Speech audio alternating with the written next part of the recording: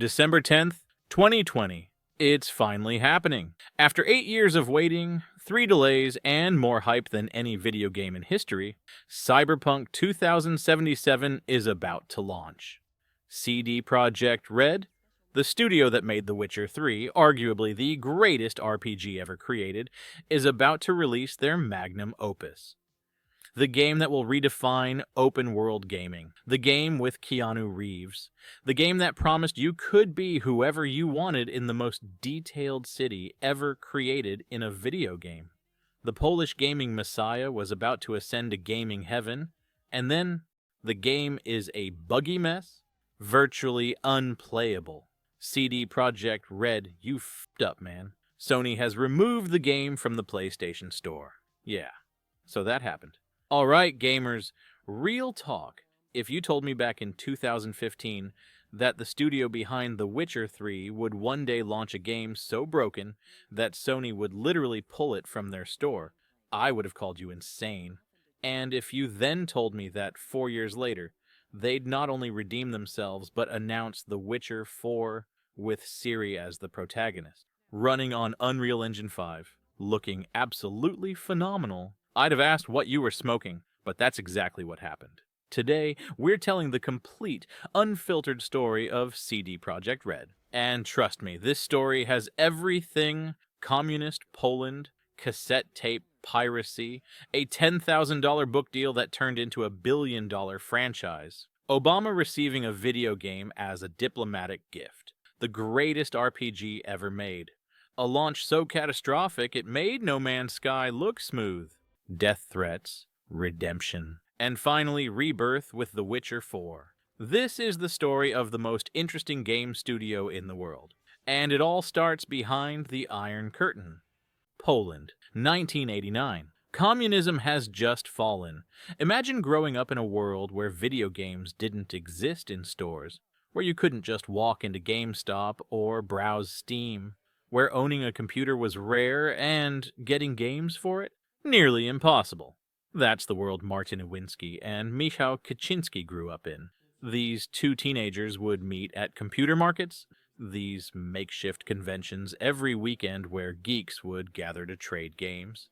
Except they weren't trading cartridges or discs, they were trading cassette tapes. Yeah, games on literal audio cassettes.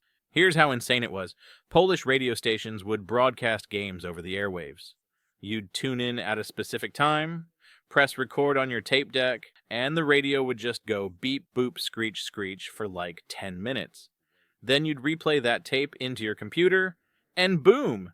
You had Pac-Man or whatever. And here's the wildest part. None of this was illegal. Copyright law didn't exist in communist Poland. The concept of piracy wasn't a thing. So Markin started importing games from the West, contacting people through magazine ads, sending letters, remember those, and building a network of game swappers across Europe. By the time he graduated high school in 1994, he and Michał had turned their cassette tape operation into a real business. They called it CD Projekt, named after the new CD-ROM technology that was about to change everything. Fast forward to the late 90s. CD Projekt is now importing and localizing Western games for Poland. But they're thinking bigger. See, everyone in the Polish game market believed that localized games didn't sell. English games were the norm. Why would anyone pay extra for Polish? But Marcin and Michał had a different theory. Games didn't sell in Poland because they weren't in Polish. So they made a bet. They got the rights to publish Baldur's Gate in Poland. 3,000 copies. All the risk on their shoulders. If they failed, they'd be bankrupt. They went all in. Full Polish voice acting with famous Polish actors. A beautiful collector's edition box. 5 CDs when most games had one. A free map and D&D manual. And they charged less than the pirated copies. They thought they might sell 3,000 copies if they were lucky. By launch day, they had 18,000 pre-orders. There were fistfights outside their warehouse. Wholesalers literally fighting each other to get copies first. In the first year, 50,000 copies sold. That's when Marcin and Michał realized, we could make our own game. In 2002, CD Projekt Red was formed. The plan? Make a video game. But they needed an IP, something Polish, something that spoke to their culture. Someone suggested the Witcher books by Andrzej Sapkowski, a series about a monster hunter named Geralt that was basically the Polish Lord of the Rings. Beloved in Poland, completely unknown everywhere else. They contacted Sapkowski. How much for the game rights? The author, who didn't believe video games would amount to anything, said, "Give me $10,000 and we're done. No royalties, no profit share, just a flat $10,000. Sapkowski took the money and forgot about it. CD Projekt Red just bought what would become one of the most valuable gaming IPs in history, for the price of a used Honda Civic. Sapkowski later sued for more money. They settled in 2019, but still, imagine being that wrong about something. The Witcher one dropped in 2007. It was fine. Rough around the edges, but it showed promise. The Witcher 2 in 2011, much better. So good that Polish Prime Minister Donald Tusk gave President Obama a copy as a diplomatic gift. Yeah, a video game as a presidential gift. That's when you know you've made it.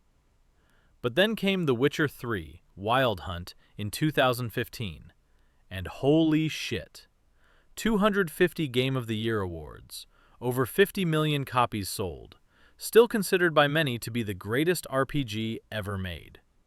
The game was so successful that CD Projekt's U.S. revenue for 2015 was equivalent to 3% of Poland's entire U.S. exports for 2014. Let me repeat that. A video game accounted for 3% of Poland's trade with America.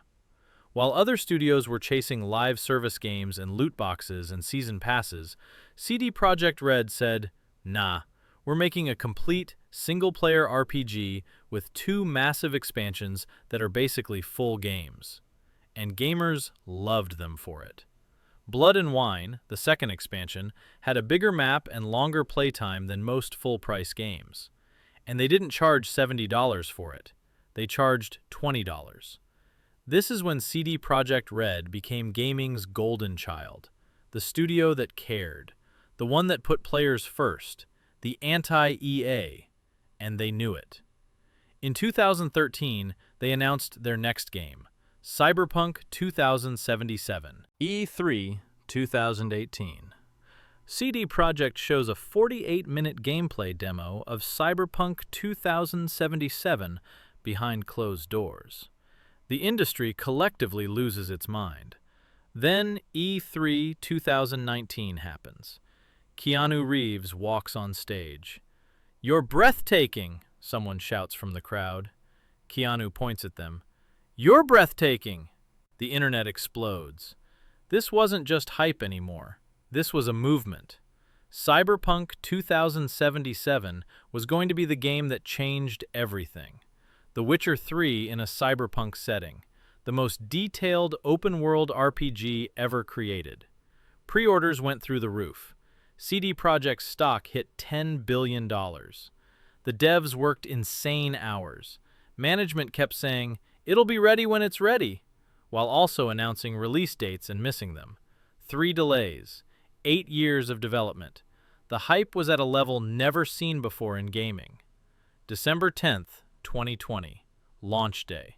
Everyone is ready for the game of the decade. The game was a buggy, unplayable mess. That's not hyperbole. That's a quote from multiple reviews. Cyberpunk 2077 launched in a state that was catastrophic. It couldn't run on PS4 or Xbox One at all. You know, the consoles 90% of gamers had. NPCs would T-pose in cutscenes. Cars would fly through the air. The AI was broken. Police would spawn right behind you. Game-breaking bugs everywhere. People were getting motion sickness from the graphics glitches. And here's the thing. CD Projekt knew. They knew it was broken. They hid it from reviewers by only giving out PC codes. They crunched their employees to death trying to fix it. Management spread themselves too thin across too many platforms. On December 17, 2020, Sony did something unprecedented. They pulled Cyberpunk 2077 from the PlayStation Store. You literally could not buy the game digitally on PlayStation for 6 months. CD Projekt stock crashed. They lost $8 billion in market value in 1 week. The studio that could do no wrong had just launched the most infamous game disaster since No Man's Sky. Developers were getting death threats. The team was devastated. Some were planning to quit. The company's entire reputation, built over 18 years, was in ruins. And the worst part? The game underneath all the bugs was actually good. The story was great. Keanu's performance was fantastic. Night City was incredible. But nobody could actually play it properly. Here's what most people don't know. After launch, the hardest part wasn't fixing the bugs. It was convincing the team to keep working on it. Imagine this. You just spent 5 years of your life building something. You crunched. You sacrificed time with your family. You poured your heart into it. And then it launches, and the entire world tells you it's garbage. You're getting death threats. Your studio's name is mud. Gaming media is writing think pieces about your failure. How do you motivate those people to keep going? Sebastian, one of the developers, said, "Actually, I put so much heart into the main game of Cyberpunk. And to be honest, still, so far it is the game that I've put the most of myself into it. So I have a huge sentiment. That's what saved the game. The team cared. They knew what they wanted to make. They just needed time. So they did something radical. They stopped everything else and focused on fixing Cyberpunk. Hundreds of developers for over 2 years just patching and improving. Update 1.5, Update 2.0. The next-gen versions. Slowly, patch by patch, the game became playable. Then good. Then really good. But they needed one more thing to prove they weren't just fixing bugs. They needed to show they could still make incredible content. Enter Phantom Liberty. September 2023. CD Projekt invites journalists to Warsaw to play Phantom Liberty. The vibes are nervous. This is the moment. The first big release since the disaster. If this fails, it's over. The expansion stars Idris Elba as a spy in a new district called Dogtown. It's a tense espionage thriller that adds a whole new storyline, complete rework of the skill system, and tons of new content. Reviews drop 9 out of 10. 9 out of 10. 10 out of 10. The game Cyberpunk 2077 should have been from the start. The comeback is real. But here's the beautiful part. CD Projekt had completely restructured how they made games. They learned from their mistakes before Cyberpunk. Siloed teams that didn't communicate. Art, narrative, and code worked separately. Management didn't know what was happening. No one saw the big picture until too late, after Cyberpunk. Strike teams, with members from every discipline. Everyone plays the game every few months together. Constant communication and iteration. Quality equals iteration became the mantra. They didn't just fix a game, they fixed their entire company culture. And you know what? It worked. Cyberpunk 2077 has now sold over 30 million copies. The Netflix show, Cyberpunk Edgerunners, was a massive hit. The game is now beloved. But CD Projekt wasn't done. They had one more trick up their sleeve. December 12th, 2024, the Game Awards, everyone's watching. CD Projekt has been quiet for a while. Rumors are swirling about The Witcher 4, but nothing confirmed. Then Jeff Keighley says, "Ladies and gentlemen, CD Projekt Red." The screen goes dark. A girl is tied to a stake. A village is terrified. A monster approaches in the mist. And then a voice, familiar but different. They say this sacrifice keeps the beast at bay. Ciri steps into frame. Not as a supporting character. As a witcher with cat-like eyes, ready to hunt monsters. The trailer is 6 minutes long, pre-rendered in Unreal Engine 5. Absolutely stunning. Dark, brutal, mature. The internet loses its collective mind. But wait, Unreal Engine 5? What happened to Red Engine? Here's the thing. CD Projekt learned their lesson. Red Engine was powerful, but too complex for their ambitions. They wanted to make multiple games at once. Witcher 4, Cyberpunk 2 sequel, a new IP. Maintaining their own engine for all that? Impossible. So they partnered with Epic Games to use Unreal Engine 5, and not just use it, but help develop it for open world games. June 2025, Unreal Fest Orlando. CD Projekt shows actual gameplay footage of The Witcher 4, running on a base PS5, at 60 FPS with ray tracing. Let me tell you what they showed.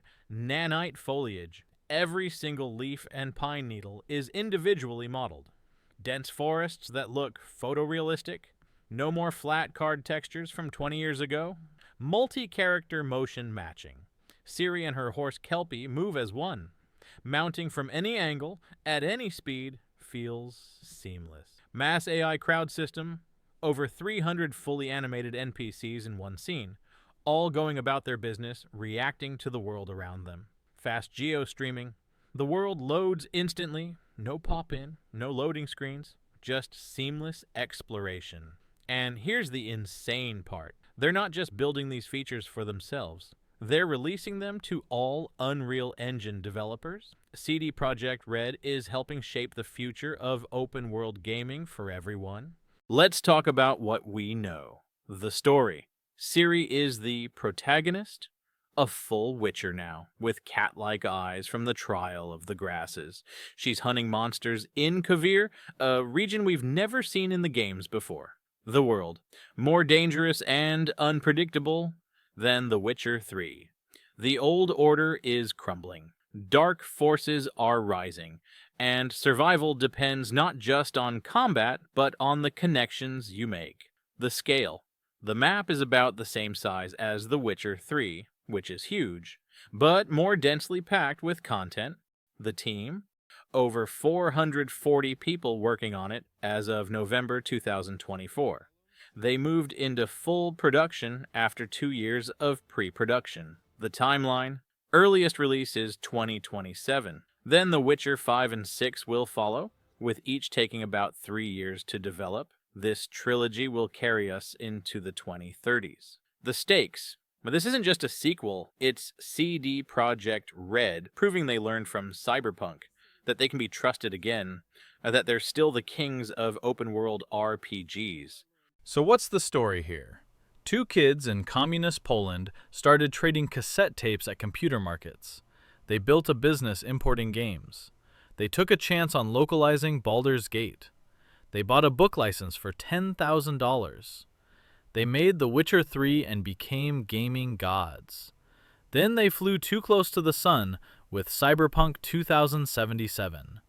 They crashed hard, lost billions, became a cautionary tale.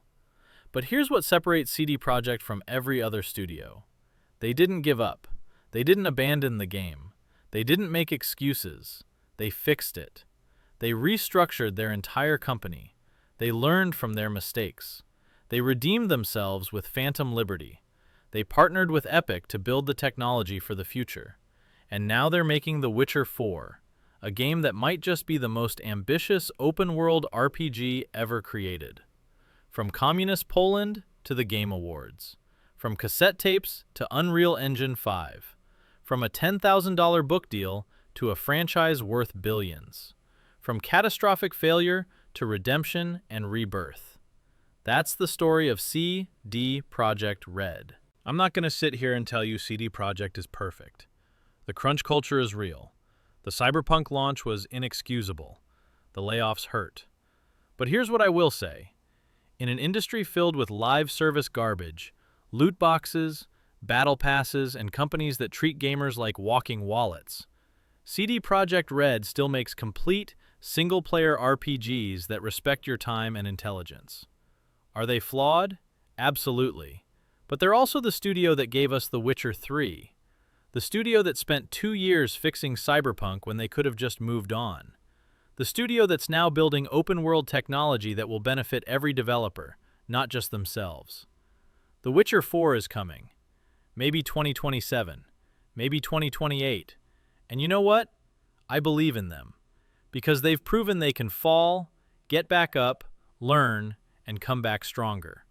So here's to Ciri hunting monsters in Kovir. Here's to 60 FPS on console with ray tracing. Here's to the next generation of open-world RPGs. Here's to CD Projekt Red, the studio from communist Poland that refused to quit. And here's to The Witcher 4. May it be everything we hope for and more. Now, if you'll excuse me, I have years to replay The Witcher 3 and Cyberpunk before 2027. Toss a coin to your Witcher gamers. The saga continues. Thanks for watching. If you enjoyed this deep dive into CD Projekt Red's insane journey, hit that subscribe button and let me know in the comments. Are you more excited for The Witcher 4 or the Cyberpunk sequel? And tell me, what's your favorite moment from The Witcher or Cyberpunk? Was it the Bloody Baron quest? The Panem romance? That time you pushed Dijkstra's leg a bit too hard? Let me know, and I'll see you in the next one. Stay immersed.